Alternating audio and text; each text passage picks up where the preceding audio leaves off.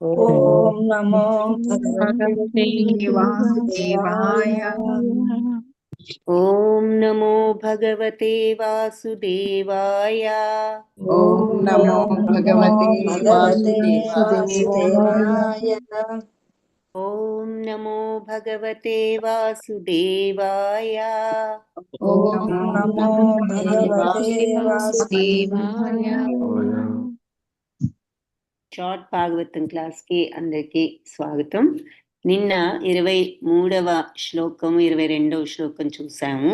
So 22లో మరి ఇట్లా ఎప్పటి నుండో భక్తులైన వాళ్ళు ఈ భక్తి పెంపొందించుకున్న వాళ్ళు మరి భగవంతుణ్ణి ఈ రకంగా నిశ్చయంగా ఎంతో ఆనందంగా ముదముతో సేవిస్తున్నారు అని చెప్పి తర్వాత భగవంతుడి గురించి మరి సత్వరజస్ తమో గుణాలన్నీ కూడా ఆయనలో ఉన్నాయి, ఆయన ఒక్కరిలోనే. కానీ ఈ భౌతిక జగత్తు యొక్క సృష్టి స్థితి లయలనే 3 విషయాలను నడపడానికి ఆయన 3 గుణావతారాలను స్వీకరించారు, బ్రహ్మ విష్ణు మహేశ్వరులు అనేటటువంటి గుణావతారాలను. సో ఈ 3 కూడా విష్ణువు సత్వరూపానికి అవతారం కాబట్టి ఇంకా మానవులందరూ కూడా ఈ విష్ణువు దగ్గర నుంచి ఇంకా ఎక్కువ శ్రేయస్సును పొందగలరు. సో భగవంతుడు ఒక్కరే, కానీ మరి మనం త్రిమూర్తులు అని చూస్తూ ఉంటాం కదా, అది ఏమిటి అంటే భగవంతుడే ఆయన యొక్క గుణాలను ఈ రకంగా విస్తరింపజేసి ఒక్కొక్క మూర్తికి ఒక్కొక్క గుణాన్ని మనం అన్వయిస్తున్నాం అన్నమాట. రజోగుణం బ్రహ్మదేవుడికి, విష్ణువుకి సత్వగుణం, తమో గుణం అంటే పరమేశ్వరుడు శివుడు తమో గుణం అని కాదు, ఒక్కొక్కరు ఒక్కొక్క ఆ గుణానికి ఆ గుణం ఈ భౌతిక ప్రకృతిలో ఏ విధంగా ప్రవర్తిస్తుందో అది సరిగ్గా ప్రవర్తించేటట్లు చేయడానికి ఒక్కొక్క ఈ త్రిమూర్తులు అనేటటువంటి అవతారంలో గుణావతారంలో భగవంతుడు జరిపిస్తున్నారు అన్నది మనం ఇక్కడ చూసాం 23rd శ్లోకాలు. సో ఇప్పుడు 24th శ్లోక. పార్థివాధారుణో ధూమస్తస్మాదగ్నిస్త్రయీమయః తమసస్తు రజస్తస్మాత్ సత్వం యద్బ్రహ్మదర్శనం. సో ఇది మరి ఇక్కడ దారువు అంటే చెక్క, భూమి యొక్క భాగమే కదా, అంటే భూమిలో ఉన్న భాగమే కదా మరి చెట్టు యొక్క భాగం అది. అయినప్పటికీ కూడా ధూమము దారువు కంటే కూడా శ్రేష్టమైనది, కానీ అంటే పొగ. కానీ యజ్ఞం ద్వారా ఉన్నత జ్ఞాన సముపార్జన జరుగుతుంది కాబట్టి అగ్ని అనేది ధూమం కంటే కూడా శ్రేష్టం. ఎందుకు మరి యజ్ఞం చేయాలి అంటే అగ్ని కావాలి. ఈ యజ్ఞం వలన మరి మనకి కొంచెం జ్ఞానం అనేది వస్తుంది కాబట్టి ఈ అగ్ని యజ్ఞం ఎలా చేస్తామంటే మరి అగ్నితో చేయాలి కాబట్టి అగ్ని ధూమం కంటే పొగ కంటే అగ్ని శ్రేష్టం అంటున్నారనమాట. కాకపోతే మామూలుగా పొగ కంటే అగ్ని శ్రేష్టం అనకుండా దానికి రీజన్ ఎలా చెప్తున్నారు, అగ్ని ద్వారా ఉన్నత సముపార్జన జరుగుతుంది కాబట్టి అగ్ని ధూమం కంటే కూడా శ్రేష్టమైనది. అలాగే రజోగుణం తమో గుణం కంటే శ్రేష్టం, మరి సత్వగుణం శ్రేష్టం. రజోగుణం తమో గుణం కంటే శ్రేష్టం అయినప్పటికీ సత్వగుణంతో పరతత్వానుభవాన్ని పొందుతారు కాబట్టి మనిషి చేరుకోవచ్చు. కాబట్టి సత్వగుణ సహాయంతో, అంటే సత్వగుణానికి వెళ్తేనే ఆ పరతత్వం అనేది చేరుకోవడానికి అవకాశం ఉంటుంది. ఆ సత్వగుణంలో కూడా కొంత బద్ధత్వం ఉంటుందని చూసాం కదా. కాకపోతే సత్వగుణం నుండి శుద్ధ సత్వంలోకి వెళ్ళగలుగుతాం కాబట్టి ఫస్ట్ సత్వగుణంలో ఉండడం ముఖ్యం. కాబట్టి ఈ సత్వగుణంలో పరతత్వాన్ని పొందే స్థితికి మనిషి చేరుకుంటాడు కాబట్టి సత్వగుణం రజోగుణం కంటే కూడా శ్రేష్టము అని చెప్తున్నారు. కంపారిజన్ ఆ విధంగా చేశారనమాట. రజోగుణం తమోగుణం కంటే శ్రేష్టం, అది మరి అన్నిటికంటే అజ్ఞాన స్థితిలో ఉన్నది తమోగుణం కాబట్టి రజోగుణం తమోగుణం కంటే కొంచెం బెటర్. అయినా కూడా మరి సత్వగుణం అనేది ఇంకా బెటర్. ఎందుకు అంటే మనిషి పరతత్వాన్ని తెలుసుకోవడం అనేది ఈ సత్వగుణం ఉంటేనే సాధ్యపడుతుంది. కాబట్టి ఈ రజోగుణం కంటే కూడా సత్వగుణం ఇంకా శ్రేష్టము అని చెప్పి మనకి ఇక్కడ చెప్తున్నారనమాట. సో ఇంతకు ముందు శ్లోకంలో మరి శ్రీకృష్ణుడికి పట్ల భక్తిగా ఉంటూ మరి జీవి ఈ బంధనాలన్నిటి నుంచి విముక్తిని పొందొచ్చు. ఏది మన కర్మబంధాలన్నిటినీ నుండి విమోచనం పొందాలి అంటే భగవద్భక్తి అవసరం అన్నది చూసాం. ఇలాంటి భక్తిని పొందడానికి మరి ప్రతి ఒక్కరూ కూడా సత్వగుణానికి చేరాలి. సో భక్తి పెంచుకోవాలంటే ఫస్ట్ పాయింట్ మనం సత్వగుణంలోకి రావాలి. సో మనలో ఉన్న తమో గుణం ఉంది అంటే ఛాన్స్ లేదు.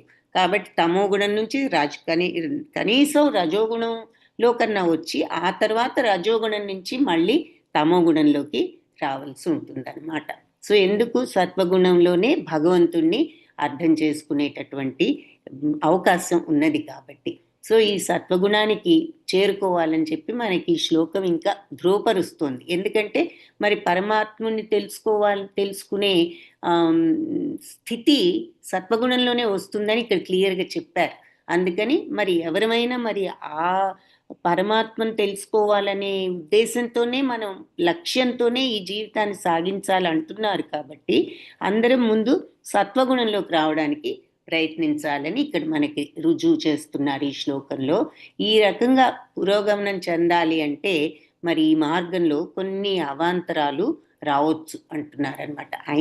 అయినప్పటికీ కూడా ఈ కనీసం తమోగుణ స్థితి నుండి అయినా సరే మనిషి ఆధ్యాత్మిక గురువు గారు చెప్పిన నిర్దేశాల ప్రకారంగా పాటిస్తూ సత్వగుణానికి చేరుకోవచ్చు అంటున్నారనమాట. సో ఒకవేళ ఎవరైనా తమోగుణంలో ఉన్న వాళ్ళు కూడా ఇలా ఆధ్యాత్మిక గురువు నిర్దేశంలో వాళ్ళ డైరెక్షన్లో క్రమంగా సత్వగుణానికి చేరుకోవచ్చు. కాబట్టి శ్రద్ధావంతుడు అయిన వాడు ఎవరికైనా ఈ ఆధ్యాత్మిక ప్రగతిలో శ్రద్ధ ఉన్నవాడు మరి సరి అయిన గురువును సమీపించాలి అని చెప్పి, అలాంటి నిష్ణాతుడైన గురువు మరి శిష్యుడు రజోగుణంలో ఉన్న, తమో గుణంలో ఉన్న, సత్వగుణంలో ఉన్న, ఏ స్థితిలో ఉన్నా కూడా చక్కటి మార్గదర్శనం చూపించగలడు అని చెప్పి చెప్తున్నారు. తద్విద్ధి ప్రణిపాతేన పరిప్రశ్నేన సేవయ ఉపదేక్షంతి తే జ్ఞానం జ్ఞానిన తత్వదర్శిన.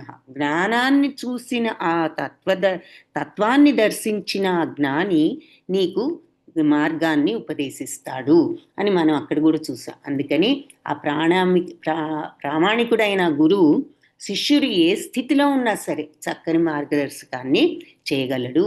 కాబట్టి భగవంతుడు యొక్క ఏ గుణమైనా సరే మరి ఆయన గుణాన్ని మనం పూజించిన, ఆయన రూపాన్ని పూజించిన, మరి ఏదైతే ఏముంది అని అనుకోవడం కాదు, మనం ఒక అంటే ఫోకస్తో మనం పూజించడం అవసరం. సో ఫోకస్తో పూజించాలి అన్నప్పుడు మరి భగవంతుడి రూపం మీద ఫోకస్ చేయడం ఈజీ. కాబట్టి ఆ రకంగా సత్వగుణంలో ఉంటూ మానవుడు భవబంధాల నుండి విముక్తుడు కాగలడు అని చెప్పి ఇక్కడ భాష్యంలో వివరిస్తున్నారు. ఇంకా మరి ఈ అనాగరిక జీవనం లేదా జంతు జన్మ తమోగుణంలో ద్వారా వస్తుంది అని మనం చూసాం కదా భగవద్గీతలో కూడా. ఇలాగే వివిధ భౌతిక లాభాలు పట్ల ఆసక్తి ఉన్న వాళ్ళు మరి అది రజోగుణం, అంటే భౌతిక కోరికలు వీటన్నిటి మీద. ఇలాంటి రజోగుణ స్థితి తత్వభావనలు, కళ, నైతిక విలువలతో ఉన్న సంస్కృతి ద్వారా మన పరతత్వానుభూతికి సంబంధించిన విషయాన్ని కొద్దిగా మనిషికి తెలియజేస్తాయి. కొద్దిగా రజోగుణంలో ఉంటే ఇవన్నీ ఉంటాయి కాబట్టి కాస్త నైతిక విలువలు, కళలు ఇవన్నీ వాటి ద్వారా కొంచెం పరతత్వం విషయం గురించి కొద్దిగా అర్థమవుతుంది. కానీ సత్వగుణం దీనికంటే కూడా, అంటే తమోగుణంలో అసలు ఏ నాలెడ్జి ఉండదు ఈ పరతత్వం గురించి. రజోగుణం కొద్దిగా బెటరు, కొంత నాలెడ్జ్ ఉంటుంది, కనీసం కోరికల కోసమైనా భగవంతుడిని ప్రార్థించడం ఇటువంటివి జరుగుతూ ఉంటాయి, కొంత నాలెడ్జ్ ఉంటుంది. కానీ సత్వగుణం అన్నిటికంటే కూడా ఉత్తమం అని, పరతత్వం అనుభూతి చెందాలి అంటే అదొక్కటే మనకి, సత్వగుణమే మనకి సహాయం చేయగలదు అని చెప్పి చెప్తున్నారనమాట. సో ఇది ఈ నెక్స్ట్ 23వ శ్లోకం. సో రజోగుణం, ఈ 3 గుణాలు చెప్తూ అన్నిటికంటే ఏ విధంగా సత్వగుణం శ్రేష్టమో, ఎందుకు శ్రేష్టం అంటే మనల్ని పరతత్వానికి దగ్గరగా తీసుకువెళ్ళే గుణం సత్వగుణమే కాబట్టి. సో ఇంకొక శ్లోక క్విక్గా చూద్దాము. భేజిరే మునయోధాగ్రే భగవంతం అధోక్షజం సత్వం విశుద్ధం క్షేమాయ కల్పంతే ఏను తానిహ. సో వీళ్ళు ప్రకృతి త్రిగుణాలకు మరి పరుడు కాబట్టి అధోక్షజుడైన శ్రీకృష్ణుడు, అధోక్షజ ఇంకొక పేరు భగవంతుడికి. ఈ అధోక్షజుడు ఆయన శ్రీకృష్ణుడు మరి త్రిగుణాలకు అతీతుడు కదా. పూర్వం మునులంతా కూడా ఆయన్ని భక్తితో సేవించారు. మరి అంటే త్రిగుణాలను అంటే అంతటి దివ్యమైన తత్వం ఉన్నవాడు భగవంతుడు.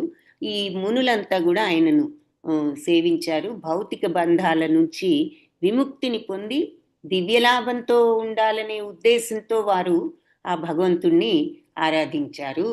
అలాంటి ప్రామాణికులను అనుసరించేవారు కూడా భౌతిక జగత్తు నుండి విముక్తిని పొందే అర్హతను పొందుతున్నారు. అంటే ఇక్కడ పాయింట్ ఏమిటి అంటే మరి మునులంతా కూడా భక్తులు. వాళ్ళు భగవంతుణ్ణి ఎంతో భక్తితో ఆరాధించారు. ఎందుకు? ఈ భగవద్ధామాన్ని చేరుకోవాలని. ఈ భౌతిక బంధాలు తెంచుకుంటే తప్ప మనం భగవద్ధామాన్ని చేరలేం కాబట్టి వాళ్ళు ఈ రకంగా భక్తితో భగవంతుణ్ణి అర్చించి ఆ భౌతిక బంధాల నుండి విముక్తి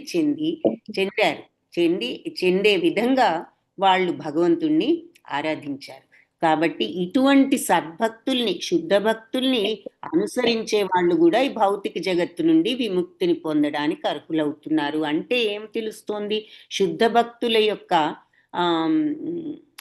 అడుగుజాడలు ఫాలో అవ్వడం కూడా మరి భగవంతుడి దగ్గరికి చేరుస్తాయి అన్నది మనకి ఇక్కడ తెలుస్తోంది.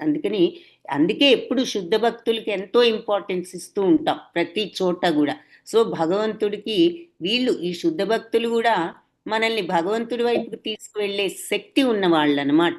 కాబట్టి వాళ్ళని అనుసరించాము అంటే మరి ఈ జగత్తు నుండి ముక్తి పొందడానికి అర్హత వస్తుంది అని చెప్తారు. సో ఒక భక్తుడిని అనుసరించిన చాలు. అంటే ఆ శుద్ధ భక్తుడు ఎవరో అటువంటి శుద్ధ భక్తుణ్ణి అనుసరిస్తే కూడా భౌతిక జగత్తు నుండి విముక్తిని పొందడానికి అర్హులవుతున్నారు. సో అందుకే గొప్ప గొప్ప భక్తులు మరి పూజార్హులు అని మనం చూస్తాం. సో అది ఈ శ్లోకంలో ఆ మాట చెప్తున్నారనమాట. ఎందుకంటే ఈ మునులంతా భక్తితో భగవంతుడిని అర్చించి వాళ్ళు భౌతిక బంధాలన్నిటి నుంచి కూడా విముక్తులయ్యారు. కాబట్టి ఇలాంటి ప్రామాణికులను అనుసరించే వాళ్ళు కూడా విముక్తి చెందే అర్హతను పొందవచ్చు. సో ఇలాంటి భక్తులను, జ్ఞానులను అని చెప్పి ఈ శ్లోకంలో చెప్తున్నారు. కాబట్టి ధర్మం తెలిసిన తర్వాత భగవంతుడి ప్రామాణిక ప్రతినిధులు ఎవరు అంటే నిజంగా ప్రామాణికంగా భగవంతుడి యొక్క తత్వాన్ని అఫీషియల్గా తెలిసిన వాళ్ళు అనమాట. ప్రామాణికులు అంటే స్టాండర్డ్గా మనం చెప్పుకోవచ్చు. వీళ్ళంతా మహాజనులు అని చెప్పి ఇలాంటి వాళ్ళే తప్ప ఇక ధర్మ నియమాల ప్రయోజనం అందరూ తెలుసుకోలేరు. ఈ ధర్మ ప్రయోజనం ఏమిటో తెలిసిన అలాంటి మహాజనులు 12 మంది ఉన్నారు. వాళ్ళందరూ కూడా శ్రీకృష్ణుడి పట్ల ఎంతో భక్తితో ఉండేవాళ్ళు. భగవంతుడి పట్ల వాళ్ళ స్వీయ శ్రేయస్సును వాంఛించేవారు ఈ మహాజనులు. అంటే ఎవరైనా నిజంగా మన శ్రేయస్సు కావాలి అనుకుంటే, శ్రేయస్సు అంటే ఏమిటి? సుఖం అని కాదు, ఈ భౌతిక సుఖం అని కాదు. మనం వెళ్ళాల్సిన ధామానికి వెళ్ళగలగటం, భగవంతుణ్ణి చేరుకోగలగటం, అది మనకి శ్రేయస్కరం. కాబట్టి అటువంటి శ్రేయస్సును కోరుకునే వాళ్ళు ఈ మహాజనుల్ని అనుసరించాలి అని చెప్తున్నారు. ఎందుకంటే పూర్వం ఈ భక్తితో మునులంతా నన్ను సేవించి భౌతిక బంధాల నుంచి విముక్తి చెందారు. సో ఇలాంటి ప్రామాణికులను అనుసరిస్తే మన అనుసరించిన వాళ్ళు కూడా భౌతిక జగత్తు నుంచి మోక్షం పొందే అర్హత తెచ్చుకోవచ్చు అని చెప్పారు. కాబట్టి ఆ మహాజనులను ఉదాహరణగా ఇక్కడ చెప్తున్నారు. ఈ ధర్మ ప్రయోజనం అంటే భగవతత్వాన్ని తెలిసిన వాళ్ళు 12 మంది ఉన్నారు. వీళ్ళందరూ కూడా మరి భగవంతుడికి పట్ల ఎంతో భక్తితో ఉన్నవాళ్ళు. కాబట్టి ఎవరైనా సరే వాళ్ళ శ్రేయస్సు కావాలి అనుకున్న వాళ్ళు, అంటే భగవంతుడిని పొందాలి అనుకున్న వాళ్ళు ఈ మహాజనుల్ని అనుసరించి దివ్య లాభాన్ని పొందాలి. సో ఇలాంటి గొప్ప భక్తుల్ని అనుసరించాము అంటే మనకు కూడా భగవత్ ప్రాప్తి వస్తుంది, దానికి అర్హత వస్తుంది అని ఈ నెక్స్ట్ శ్లోకాలు ఇక్కడ చూస్తున్నాం అన్నమాట. సో అది 25వ శ్లోకం. నెక్స్ట్ క్లాస్లో 26th శ్లోక చూద్దాం. హరే కృష్ణ. వాంఛాకల్పతరుభ్యశ్చ కృపా సింధుభ్య ఏవ చ పతితానాం పావనేభ్యో వైష్ణవేభ్యో నమో నమః. హరే కృష్ణ. అందరికీ ధన్యవాదాలు. హరే కృష్ణ మాతాజీ, ధన్యవాదాలు. మాతాజీ ధన్యవాదాలు.